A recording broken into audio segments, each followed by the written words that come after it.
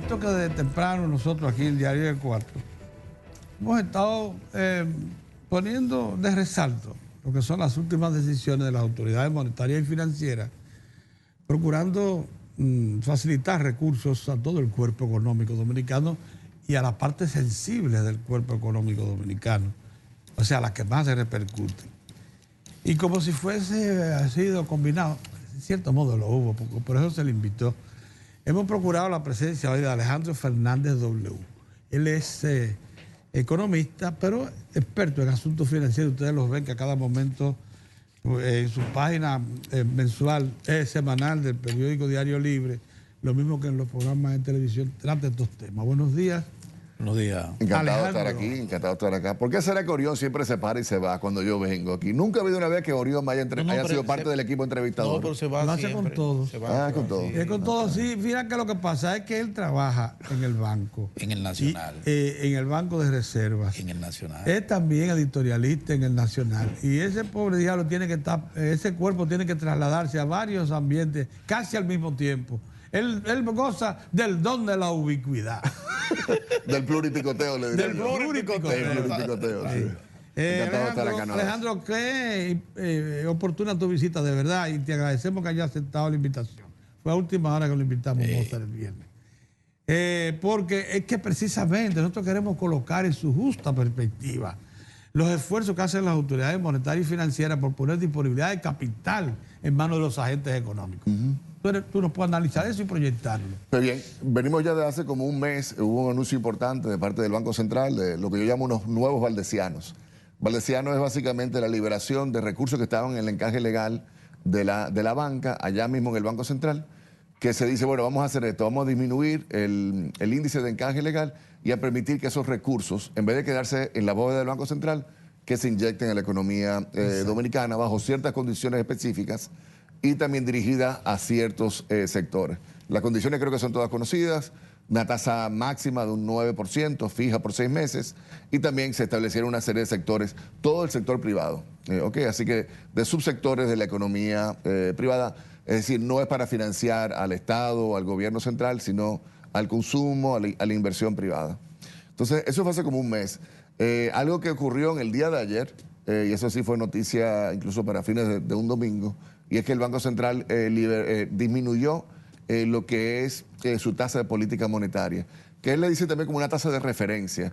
Es básicamente la tasa a la cual el banco estaría o compensando o cobrándole a los bancos del mercado en la medida que ellos estén necesitando liquidez en el Banco Central. ¿Y qué ocurre? Que si el Banco Central, su propia tasa de referencia, la sube o la baja, tiene tendencia de impactar el resto de tasas de interés en el mercado financiero dominicano.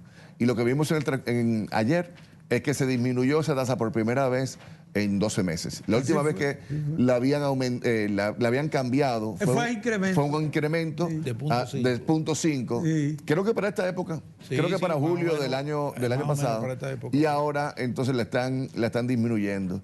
¿El porqué de esto? Hay varios factores. En primer lugar, evidentemente que no se está creciendo la economía al mismo ritmo que se estaba creciendo el año pasado. El mismo Banco Central evalúa que en el primer trimestre, el primer cuatrimestre, el ritmo todavía no se tienen las estimaciones del PIB, pero el ritmo, digamos, este indicador de actividad económica, el indicador mensual de actividad económica, el IMAE, creo que anda por el 5.1%, perdón, 4.1%, que está por debajo del 4 punto y tanto. Pero referido al primer trimestre. Al primer trimestre. Sí. Del año, entonces, ¿qué pasa? Que del año pasado el ritmo de crecimiento era mayor. Sí. En cualquier caso, la meta que hay para este año de crecimiento económico es de un 5.5%, y por tanto estamos por debajo de esa meta. Y también, según las lecturas que hace el Banco Central, estamos por debajo de lo que es la meta de inflación. El Central tiene lo que se llama un objetivo, un nivel de inflación, una meta de inflación objetiva que es de 4% más menos 1%, entre un 3 y un 5%. Pero carajo, los niveles de inflación ahora mismo, según las mediciones de allá, es de como de un 1 punto y algo %, muy por debajo de donde debería estar. Y realmente que eso preocupa. A veces uno entendería que quizás debería haber un mayor nivel, digamos, de soltura o de flexibilidad monetaria. Puede ser que eso genere algo más de inflación, pero también debe generar un mayor ritmo de actividad económica. ¿Por dónde andan los elementos, las causas de esa desaceleración, vamos a llamar, porque mantener un ritmo como para terminar en un 7% es muy difícil para cualquier economía del mundo. Ok, pero hay que decir que el objetivo de este año no es de un 7%, No es un 7. es de un 5.5%, aunque ciertamente el año pasado fue muy por encima, fue muy por encima de eso. Mire, yo diría que hay varios factores. Ajá. Uno de ellos es el mismo turismo, y debo decir que esto fue antes de esta debacle que hemos estado viendo, sobre todo a partir de junio. El ritmo de crecimiento de la actividad turística en nuestro país, aunque sigue positivo, no es tan alto, no es tan marcado como el que habíamos visto por muchos años en el pasado. ¿A qué se puede atribuir ese reciente. elemento? Pues no lo sé, hay elementos ahí, digamos, de competencia de otras partes y demás, Ya. pero la verdad que específicamente el porqué de eso, antes de que explotara lo del turismo, no lo sé. Antes de la campaña. Antes, digamos, de la Antes del campaña. país, Sí. exacto. Entonces, lo que Porque sí, los turistas mueren, ¿no, verdad? sí, no, en todas partes. Ahí vi que un turista en Florida, ahora se anunció, lo vi en el Twitter, que un turista le dio de esta enfermedad que se da de la arena en las playas de la Florida. De la Florida, sí. Sí, el día de ayer se anunció eso. Entonces, esa es una variable. El otro elemento que sí nos está incidiendo en cierta forma favorablemente es el petróleo. Ah, sí. Recordemos que se había estimado, proyectado un barril del petróleo de $62 62. o algo así en el presupuesto nacional para el 2019. Pero, óyeme, afortunadamente hemos estado viendo por debajo de $55, sí. $52. Y eso es una señal muy, muy positiva para nosotros. Ahora, en general, sí debo decir que si tú ves, por ejemplo, algunos rubros, por ejemplo, el comercio, tendió a disminuir su ritmo de crecimiento en estos primeros meses del año. Igual creciendo, pero no al mismo ritmo que en el pasado. Yo no sé hasta qué punto, aunque yo creo que ya esto lo estaríamos viendo sobre todo en estos meses, y hay que estar claro, señores, hay un cierto malestar a nivel general, sobre todo por la incertidumbre política que se está dando. No recuerdo la última vez que a un año de las elecciones todavía se tenía un nivel de incertidumbre como el que se está viendo en la actualidad. Y eso genera cierta preocupación en cuanto a lo que podría pasar en el 2020, en cuanto a la necesidad de una segunda vuelta o no, de los cambios de las autoridades o de lo que fuera. ¿Y no se estaría reclamando también colocar un poquito más de dinero en la mano del consumidor? Por ejemplo, el tema salario. Sí, el tema salario, aunque claro que eso siempre es recurrente, ¿verdad? Pero efectivamente que ha quedado rezagado estas negociaciones, tienen meses. Las negociaciones en tripartitas. Eso es un componente importante. Creo que sí, creo que le puede estar impactando. Aunque bueno, es importante, pero al mismo tiempo es recurrente y siempre lo hemos estado viendo. Pero realmente hay algo de incertidumbre. El mismo gobierno, debo decir, fíjense, recuerden que colocó los bonos soberanos bastante tardíamente. Fueron apenas en el mes de junio, que lo hizo, cuando típicamente el gobierno coloca esos bonos soberanos para enero, febrero de cada año. Correcto. Sí. Entonces, esos recursos muchas veces se inyectan a nivel de la economía para fines de gasto de capital, de inversiones, de la parte de infraestructura, que creo que estuvo algo tímido en el transcurso del primer semestre. Y si el gobierno es tímido en su plan de inversión, evidentemente que eso se siente. Ahora hablemos de la resolución que incrementa la disponibilidad de recursos del encaje a todos los sectores de la economía. Es sorprendente cómo, luego de una muy reciente, se le agrega esta, que ahora lleva a 34.000 millones de pesos. Analicemos el conjunto de la decisión. Ok, creo que la última fue de 29.000 millones de pesos. Más los 1.000 que quedaban. Sí, creo que había algunos montos pendientes. Y creo que ya se anunció, ¿verdad?, que se han colocado esto es importante que la gente sepa. Esos 29.000 millones de pesos no es algo automático, inmediato, que se desembolsa o se coloca. Creo que el anuncio fue ya en el día de este fin de semana, que estaba en torno a los 8.000 o 9.000 millones de pesos ya se han colocado. ¿Sí? Sí, de los 29.000. Ya van ya van como 9.000 millones de pesos. Así es. Mira, el Banco Central siendo previsor, quizás de una ralentización, un menor ritmo de crecimiento. Hay un dato que yo quiero destacar acá, y quizás lo he dicho incluso en este mismo espacio en el pasado, y es que desde el primer trimestre del 2013, señores, ya hace más de 6 años de eso, a la fecha, hemos estado viendo un ritmo de crecimiento del crédito privado ininterrumpido durante todo ese tiempo. Algo que no se había visto, bueno, yo nunca lo había visto, por ejemplo, en los últimos 25, 30 años, nunca habíamos visto un ciclo de crecimiento del crédito privado de manera interrumpida que durase tanto como el que ha durado el ciclo actual. Pero tú fuiste que lo identificaste y dijiste, van 50 y tantos meses. No, ya van por 70 meses. O sea, ya ya por iba más de creciendo. 60 meses consecutivos. Entonces, yo viendo los ciclos anteriores, ahí me gusta reconocer también mis errores. Yo viendo los ciclos anteriores, y decía, bueno, pero ya debemos estar cerca del próximo ajuste o de la próxima corrección, porque, óyeme, ya esto va de largo y sigue y sigue y sigue. Esta medida del Banco Central, evidentemente, que va a prolongar también ese ritmo, digamos, del crecimiento privado. Y ahí es importante que la audiencia entienda a qué nos referimos por esto. Básicamente se mide, o yo mido, eso se publica regularmente, cuántos préstamos están recibiendo los hogares y las empresas del sector privado de nuestro país. Óyeme, y un hogar que está visualizando, por ejemplo, una situación de desempleo, no se va a meter, por ejemplo, un préstamo hipotecario o un préstamo de vehículo porque va a perder el hipotecario y el vehículo más el inicial que puso. Una empresa que no estuviese viendo, digamos, demanda para su producto del futuro, no estaría invirtiendo, por ejemplo, en expandir su capacidad o adquirir inventario o lo que fuera. Entonces, ¿qué es lo que estamos viendo ahora? De que se estaría colocando más recursos y que estos agentes del sector privado lo están demandando. Y por tanto, uno entiende que hay una cierta perspectiva positiva digamos, de cierto nivel de actividad económica. Ahora, el Banco Central lo tiene que inducir. Hay que decir algo que tanto con la reducción de la tasa de política monetaria como con los préstamos estos de la liberación de encaje legal, hay un cierto elemento que el Banco Central está induciendo, digamos, que sea atractivo el endeudarse a nivel de los hogares y de las empresas. Eso es parte de su política monetaria. Lo que uno quisiera ver también es una cierta flexibilidad por el lado de la política fiscal. ¿Verdad? De que quizás eso hablábamos esta mañana, o a un nivel, digamos, de un mayor nivel de inversión por el lado público, o un sentimiento quizás, una mayor definición. Eso ya no va a ocurrir ahora, pero una mayor definición del panorama fiscal, de la parte de los impuestos, del famoso pacto fiscal y demás, que muchos empresarios dirán, oye, pero espérate, déjame yo esperar a ver qué es lo que va a pasar durante la transición, o que si se estaba hablando, por ejemplo, de una amnistía fiscal. Eso ha estado circulando ampliamente ya por muchos meses. Déjame yo ver entonces. ¿Amnistía fiscal? Sí. Hay hasta varios proyectos que yo he visto. Y, óyeme. Oye, Pedrito. Sí, es que se podría hasta esperar eso a raíz de lo de la ley de la. Yo creo que sería saludable. Para mí sería como un. Saludable. Pero no, sí, ¿cómo así, siempre que me apliquen. ¿Cómo así, caballo? Que me apliquen con impuestos internos porque me tienen a coger al hombre. Bueno, pero sí, hay ese proyecto. Recordemos que por lo de cuando se aprobó la ley la nueva ley, ¿verdad?, de prevención del lavado de activos y demás, y de prevención de ese tipo de actividad, óyeme, hay que regularizar la situación de mucha gente y quizás se podía aprovechar esa ley o el pacto fiscal para establecer eso.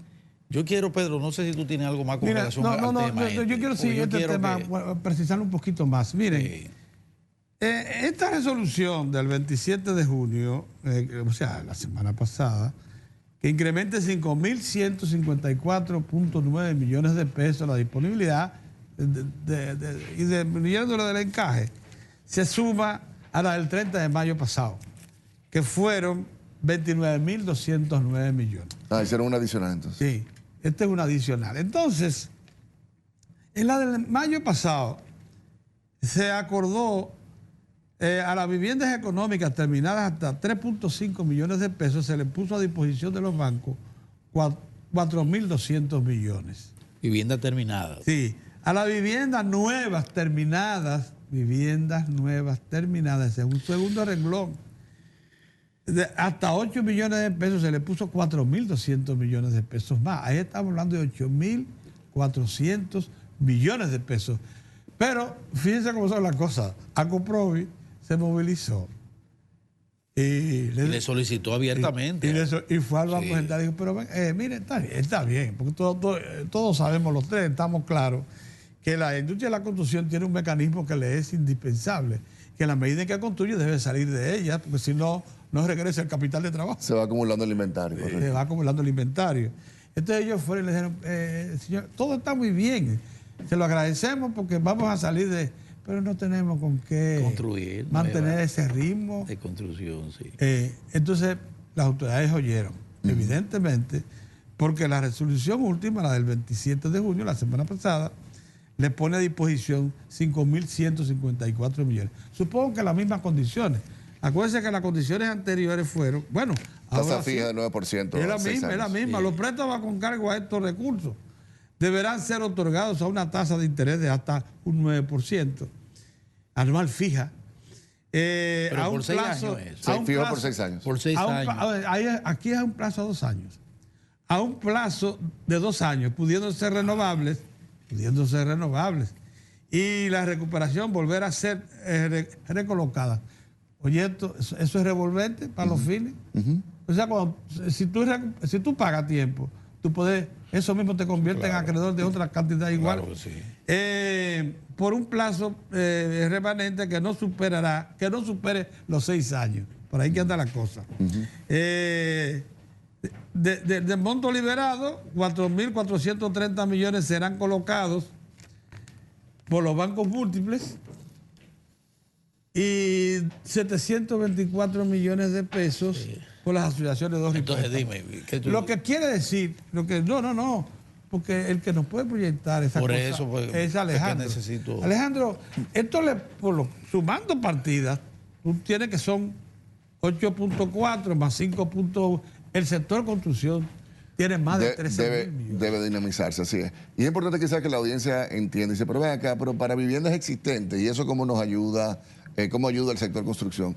Por lo que acaba de comentar, que precisamente hay que darle, digamos, una cierta liquidez al sector construcción, y si tienen ya inventario existente de viviendas o proyectos que todavía no se habían colocado, quizás porque no había la disponibilidad de financiamiento tan atractivas como la que hay ahora, pues ya eso típicamente el constructor lo que hace es que reinvierte e inicia un nuevo proyecto o va, digamos, expandiendo los proyectos actuales. Sí, me parece que es algo favorable, que es algo positivo. Aunque debo decir algo. Óyeme, las mejoras que uno ha visto en lo que es las condiciones del crédito hipotecario en nuestro país han sido muy, muy importantes en los últimos años. Obviamente que ya esto de una tasa fija, en esta parte de la construcción no lo están haciendo fijo, pero en los 29.000 millones de pesos sí estaban fijos por 6 años, al 9%. Aquí se la pusieron a dos sí, años fijos. Pero bueno, los primeros garantizados. Los primeros 29.000 millones sí fueron a 6 años. Entonces, qué sé yo, para esa época el banco donde trabaja Orión había precisamente culminado una feria a fines de vivienda que era para 5 años fijos, era como un 11%. Un 10%, que igual sigue siendo muy atractivo, nunca tan atractivo como este 9% a 6 años. Así es. Muy bien. Pero por cierto, esa tasa que fue la que yo compré en el 79 en Arroyo Hondo II, no la había visto en 40 años después. Fue que bajamos otra vez, Mozart, al 9% de la sociedad. Alejandro, mira, tenemos que ir a una pausa, pero yo quisiera que cuando regresemos, ya una reflexión tuya en torno al más reciente informe de la FISH, porque envuelve muchas acciones y sectores que es importante que... ¿Cómo no? Yo creo que eso es... Vamos a la pausa y retornamos.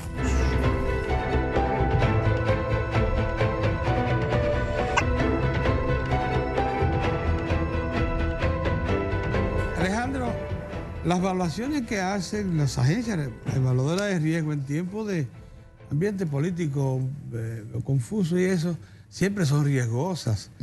Fitch acaba de hacer una. ¿Cómo tú la recibes? Sobre República Dominicana. Déjame primero hacerte un resumito de lo que dice los planteamientos. Lo primero es que Fitch mantiene la calificación estable BB- para la República Dominicana. Tiene una proyección, una perspectiva de crecimiento de 5,8 a final de este año. Destaca el ingreso per cápita de la República Dominicana de $7.920 y dicen ellos que eso supera la media actual de BB de 6.034 en 6,34 para todo el continente. No, de los otros países que son W. Sí, de los otros países que son W. Sí. Y el crecimiento promedio del Producto Interno Real de 6,6%, dice ellos que supera con crece a la actual media, que es de 4,2%. Habla del sistema bancario dominicano, que tiene una capitalización promedio de 15,7% a marzo de este año, y la liquidez de 20,4% de los depósitos, y el sistema así rentable. Pero al mismo tiempo plantea que a final, después del proceso electoral, ellos plantean la necesidad de una reforma fiscal que le dé garantía de sostenibilidad a todo esto que te estoy planteando. Ahora cuéntame. Así es. Mira, de hecho, entonces logramos un crecimiento del 7% en el 2018. Para este año, Fitch está esperando un 5.8%. Sí. Recordemos que el plan del Banco Central es como de un 5.5%. Así es. Pero Fitch dice 5.8%. Y ya para el año que viene, el 2020, precisamente en parte por la necesidad de un ajuste fiscal posterior a las elecciones, Ajá. quizás se ralentice el crecimiento a un 5.1%. Para todavía 2000. es bueno, ¿no? Sigue siendo, Sí. digamos, yo diría que está dentro de lo que es el potencial del crecimiento dominicano. La gente quizás también debe entender lo que es W. Sí, y ajá, es que eso es interesante. tú tienes las calificaciones de riesgo, hay como una serie de letras. Se pone, digamos, W, triple B, A, doble A, triple A. Ajá. Obviamente los países triple A son países como, qué sé yo, Estados Unidos, Suiza y demás. Nosotros hemos ido aumentando, pero todavía estamos por debajo de lo que es triple B. Y esto es importante porque a partir de triple B es que un país es considerado grado de inversión. Nosotros todavía no hemos llegado ahí. Estamos en W menos, tendremos que llegar a W Más. W más, Más. no, W más y ya posteriormente el triple B menos, que ya sí nos haría grado de inversión. Muy pocos países de América Latina han logrado ese ritmo. Por ejemplo, Chile lo tiene, México lo tiene, son países grado de inversión. Fitch ve la situación, digamos, macroeconómica, monetaria, la ve relativamente favorablemente. Sí hay alguna preocupación en cuanto a la parte fiscal. Exacto. Y en cuanto a la parte, digamos, del nivel de endeudamiento que tenemos ahora mismo, que sí, ellos dicen que ya está bastante ajustado, dada la capacidad de los niveles de recaudación que tiene el gobierno dominicano en estos momentos. Y de ahí entonces que ellos mismos están diciendo, será necesario una reforma fiscal para el 2020. No es sorpresa, el mismo ministro ya lo había dicho, el ministro de Hacienda lo había dicho ya hace como 2 años, el actual ministro de Hacienda, Guerrero, sí. Donald Guerrero, que decía que eso será ya para el siguiente gobierno, durante la transición, que se estaría negociando estos aspectos. Hay que ver, porque realmente, recordemos en el 2012, ¿se acuerdan? Que íbamos a hablar de que en ese momento era que íbamos a hacer el pacto fiscal y las negociaciones, y al final no se hizo ningún pacto, sino que se impuso una reforma, ¿no? Sí. Entonces, el tiempo es apretado, porque un gobierno nuevo, o así sea bueno, que ya no sabe cuál es el gobierno que viene el año que viene, Sí. pero del 16 de agosto, francamente, ya a los mes y medio, 2 meses, tiene que estar sometiendo el proyecto de presupuesto general de la República para el año siguiente. Entonces, es un tiempo muy corto, muy limitado, para tú hacer un diálogo nacional y llegar lo que fuera un pacto fiscal, ¿no? Porque en definitiva la apuesta del gobierno ha sido transparente en eso, lo ha dicho. Mira, nuestra apuesta es mejorar el sistema tributario, mejorar las cobranzas, La parte de combatir la evasión y han logrado, me parece que un punto porcentual ha aumentado la presión fiscal, pero parece que eso no es suficiente. No, pero estamos muy por debajo. El nivel de debajo. recaudación fiscal donde estamos ahora, creo que es un 16%. Creo que el pacto fiscal, o sea, la Estrategia Nacional de Desarrollo, contemplaba ya hacía más de un año que tuviéramos un 18%, digamos, de las recaudaciones tributarias en relación al Producto Interno Bruto. Y con propósito de llegar a un 24. Eventualmente, pero todavía estamos muy lejos de eso. Ellos también hacen una observación en cuanto a la deuda pública, que a mí me parece interesante. Interesante, sí. Sobre todo porque ellos hablan de las deudas que están fuera de balance. Y ahí no solamente se refiere, digamos, a la deuda cuasi fiscal del Banco Central, sino que también mencionan las pérdidas que se siguen acumulando con los generadores eléctricos, o sea, esa deuda que se sigue generando por ahí. Y también mencionan el fideicomiso RD Vial. Recordemos que un fideicomiso que se creó y creo que ya anda como por 25 mil millones de pesos en endeudamiento, que no está registrado en lo que es la deuda pública, digamos, del gobierno central, pero que Fitch lo toma en consideración. Esa es una operación que yo siempre critiqué, porque se sacaron los peajes, se le asignaron a un fideicomiso, como a un ente que está aparte, independiente del gobierno central. Se dice por la ley de ese fideicomiso de que no tiene garantía soberana, garantía del Estado dominicano. Sin embargo, en efecto sí lo tiene, y Fitch lo está, como que dice, que reintegrando al balance de deuda pública. No sé para qué seguimos con el fideicomiso ese. Pero en general es un informe favorable. Es favorable, sí. Digamos, favorable fuera una mejora. pero se dice, se ratifica el W menos y se dice que es con una perspectiva estable. Estable, sí. Lo cual es positivo. Eso es sobre todo si se toma en cuenta el proceso, el año preelectoral y todo lo que se implica, y el proceso electoral en sí. Así es, y sobre todo que esto fue fechado 26 de junio, finales de junio, que ya, digamos, la campaña, como tú le dices, con el tema del turismo, ya estaba, digamos, que en marcha. Así que ellos, ese riesgo también ellos lo habrán considerado. Mira una cosa, muy interesante. en los informes del Fondo Monetario Internacional, el último fue muy laudatorio sobre la economía. Sinceramente no había encontrado al fondo tan confiado en el futuro inmediato del país. Futuro.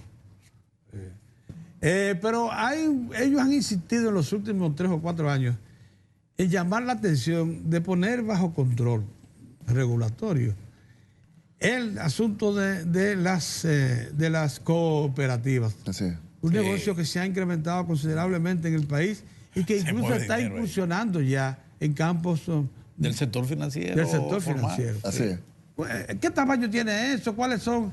Mira, esa es una buena pregunta. Primero, ¿qué tamaño tiene? Porque tú vas al IDECOP, que es el organismo supuestamente velado, que está ahí para velar y regular y fiscalizar a las cooperativas.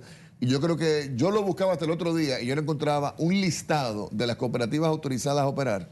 No estaba publicado en el IDECOP. Es más, no tenían página web hasta el otro día. No sé qué han hecho en la actualidad. Mira, este es un elemento muy serio, sobre todo a raíz de la ley de prevención de lavado de activos y sobre todo a raíz del acceso a las informaciones que tiene la DGI, la Dirección General de Impuestos Internos, en este momento. Señores, ahora mismo en la DGI hay una computadora donde tú pones mi cédula y de manera inmediata la Administración Tributaria va a saber no solamente los títulos de propiedad o la matrícula de vehículos que están a mi nombre, sino también las cuentas bancarias que yo tengo y los balances que yo tengo en esas cuentas bancarias, de una forma bastante actualizada. Además de que van a saber todas las facturaciones que yo he tenido y quiénes han sido a quienes yo le he facturado. Ahora, ¿qué ocurre? Que con esa información bancaria, que ya básicamente se levanta por completo, se elimina por completo lo que era el secreto bancario que antes existía, porque incluso la DGI, si quería una información de Cava, por ejemplo, tenía que ir a la superintendencia de bancos y entonces la superintendencia de bancos era que hacía el levantamiento de la información en el sector financiero. Ya francamente no es así. Ellos tienen el acceso directo. Ahora, ¿qué ocurre? Que con las cooperativas, a mi entender, no es así. Entonces, ¿qué pudiese implicar esto? De que se pudiesen utilizar ese tipo de mecanismo de tú ir acumulando recursos que no están necesariamente declarados ante la DGI, y como no tiene acceso ella a tus cuentas de ahorro, lo que fuera, en las cooperativas, digamos que funciona como un mecanismo alterno donde yo pueda hacer lo que se llama un arbitraje y decir, no, yo no voy a cumplir con esto porque yo me voy a manejar por este lado. Una cosa que quería preguntarte, ¿es posible, ¿no?, que la superintendencia de bancos haga la supervisión del sistema cooperativo? No tiene que ir o crea eso. Hay que crear. Mira, mucha atención. Creo que, a ver, hay distintas variantes en cuanto a esto. Y si uno ve América Latina, no hay un modelo único. ¿Ok? Hay en sitios de América Latina donde, por ejemplo, la superintendencia bancaria sí tiene responsabilidad sobre las cooperativas abiertas e incluso a partir de ciertos montos. Cooperativas abiertas me refiero a que, por ejemplo, yo no puedo ir a la Cooperativa Nacional de los Maestros, a la COPNAMA, y hacerme miembro, socio de esa cooperativa porque no soy maestro, no estoy vinculado al sector. Tiene más de 50 mil millones de pesos. Correctamente. Más grande que muchos bancos múltiples. Más grande que muchos bancos múltiples y que muchas asociaciones de ahorros y préstamos. Así es. Que así están regulados, ¿no? Entonces, hay algunas abiertas, sin embargo, donde yo sí puedo ir. Y simplemente comprando una acción, como sea que ellos les digan, entonces ya me hago miembro de ellas. Y tienen, un rol de intermediación financiera muy parecido. Básicamente el mismo que el que harían los bancos. Entonces, hay distintos modelos. Desde que las cooperativas, a partir de cierto monto, si son abiertas o cerradas, o también hay modelos donde existe una superintendencia de cooperativas que se dedique exclusivamente a fiscalizar a las cooperativas. Sea lo que fuera, yo de lo que estoy convencido es que el mecanismo actual que tenemos, el marco actual, señores, es de finales de los 50, inicio de los 60, las leyes que rigen, para que sepa. Creo que una de ellas la aprobó el propio gobierno de Bosch, del 62 fue. Sí. Que fue el 62. Sí, 62. Y había una anterior del gobierno de Trujillo, del régimen de Trujillo, el 57 o no sé qué año. Y desde esa fecha a la actualidad no se ha actualizado lo que es el marco normativo corporativo. Y entonces eso no está bien, debe actualizarse. Ahora, esto no es nuevo. Señores, yo recuerdo yo escribí un artículo en el 2007, cuando se comenzó a hablar de que finalmente se iban a comenzar a regular las cooperativas, y el título era "Les llegó la hora". En el 2007, sí, hace 12 años. Pero ellos tienen plantada una resistencia enorme. El sistema cooperativo es que tiene mucho poder. Ha formado una resistencia que los No, tiene mucho poder. Incluso a nivel legislativo, en mi opinión, tiene más poder que el poder bancario, por ejemplo, pero por mucho. Porque las cooperativas juegan un rol muy importante, sobre todo a nivel de las provincias. Y entonces, como ahí tienen el vínculo con los diputados y los senadores. Se depende mucho de ellos. Yo tengo una curiosidad. Oiga, tú sabes que uno ha visto con mucho. Ha sido auspicioso el tema de la estabilidad con crecimiento que mantiene este país por tantos años. Increíble, ¿verdad? Con todo una economía tan abierta y tan dependiente como la nuestra, pequeña. Pero ha habido un factor que yo pienso que pudiera ya, que está dando señales de incidencia, de influencia en esta desaceleración, que es el tema esa de la ley de lavado. Sí. Yo tengo el pálpito. De prevención de lavado. Tengo el pálpito de que ya la puesta en marcha, en ejecución de esa ley, con todo lo que ha implicado, de alguna manera eso ha sido uno de los factores fundamentales. Sí. ¿Tú crees que eso es así? Mira, creo que sí, sobre todo en ámbitos empresariales, sí hay un cierto requemor o resentimiento, pero también hay que decir algo. Oye, la ley se tiene que cumplir, ¿no? y todos tenemos que cumplir, y todos tenemos que pagar nuestros impuestos, claro, y demás, claro, pero sí, siempre se resiente, sobre todo porque la DGI por lo visto ha estado haciendo un buen trabajo, es verdad, cayéndole atrás a gente que antes no estaban cumpliendo con sus obligaciones tributarias, pero de ahí es que viene precisamente la necesidad de lo de la ley de la amnistía fiscal. De la amnistía fiscal. Básicamente como ya para terminar de regularizar esa situación, y que ya sea, digamos, a partir de ahora se regula. Pero eso no es nuevo, eso tiene... Desde que se aprobó la ley fue en el 2017. A veces yo siento como fue que 2017. Un poquito más, se esperaba que inmediatamente posterior a eso se iba a aprobar un proyecto de amnistía. Y luego hubo otro proyecto de amnistía. ¿Sabes qué, Mozart? Tú sabes y nunca avanzó. Y quiero que me hable un poquito del entorno internacional, porque aquí se ha hablado, incluso el propio gobernador habló, llamó la atención estos días. Y se tomen en cuenta que es una realidad esa guerra entre China y los Estados Unidos. Hay que verla, además del componente de petróleo. ¿Cómo tú ves el asunto del entorno internacional? No, es preocupante. Genera mucho ruido, mucha incertidumbre. Mucha incertidumbre. Entonces, ciertamente que es preocupante. Fíjate, por ejemplo, con México. Trump estaba básicamente amenazando a meterle a México otros aranceles y multas y demás por el tema migratorio. Y a raíz de eso, el gobernador de la Reserva Federal, el presidente, digamos, del Banco Central de los Estados Unidos, de la Reserva Federal de allá, salió a decir, miren, si es necesario reducir las tasas de política monetaria de allá, estaríamos dispuestos a hacerlo no una, sino dos y hasta tres veces, cuando la expectativa era todo lo contrario, de que se estarían aumentando las tasas de referencia del Banco Central de los Estados Unidos. Como había la posibilidad de que eso impactara la economía mexicana, y eso obviamente que impacta también la economía estadounidense, él tuvo que mandarle esa señal a los mercados. Al final se regularizó, pero fue sin duda alguna un susto. Ahora, yo debo decir algo que en general a nosotros muchas veces este ruido de fuera nos ha beneficiado. Porque, por ejemplo, esa señal que mandara la Reserva Federal de que estamos en la disposición de parar el aumento de tasas, sino también de disminuirlas, nos impacta a nosotros. Fíjese cómo luego pudimos colocar los bonos soberanos en unas condiciones extraordinariamente atractivas. Quizá esta reducción de los 50 puntos básicos tiene que ver con esa perspectiva. Quizás no. Quizás no. Tiene que ver con esa perspectiva. Aunque debo decir algo, y aquí sí el reconocimiento a los muchachos del Banco Central, a los técnicos del Banco Central, que la decisión de la liberación del encaje legal fue previo a las declaraciones de el gobernador de la Reserva Federal de los Estados Unidos. Es verdad. En cuanto a que estaba dispuesto a disminuir las tasas de interés. Es verdad que fue previo. Esos muchachos fueron, entonces, se adelantaron. Hay que decir que se anticiparon a, digamos, a una posible, digamos, medida de flexibilización monetaria, incluso a escala internacional. Así que ahí la pegaron bien los muchachos. Hay que Mira, reconocerlo. lo que pasa es que son un grupo de jóvenes brillantes, bien formados, Sí. no influidos. Antes, Bien el capitaneado. sistema monetario y financiero estaba muy influido por la banca privada, por los intereses de las grandes familias. Ya esos muchachos vuelan con alas propias. Hay realmente una gran capacidad técnica en el Banco Central. Eso Ya. es así.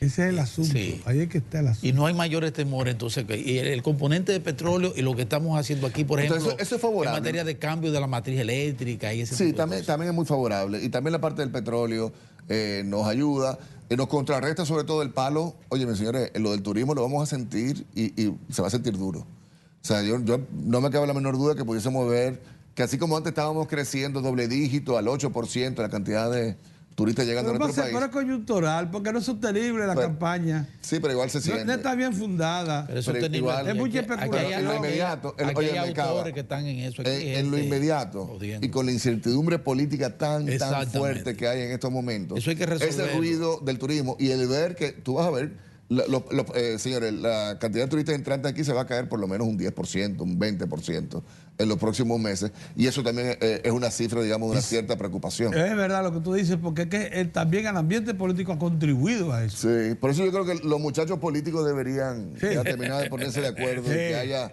un poquito más de certidumbre en el horizonte, porque esto realmente, sépanlo, Hay que tomar decisiones perjudica la Hay que bienestar, definir el bienestar. panorama. Hay que Muchas gracias, definir el Alejandro. panorama. Qué Muchas bien. gracias, Alejandro. Qué oportuno. Bueno, Y sí. como siempre, nos trata bien, porque lo invitamos y nunca dice que no. Así es. No pone obstáculos. Muy bien. Muchas gracias. Va a servir. Nosotros retornamos mañana, Dios mediante. Bye bye.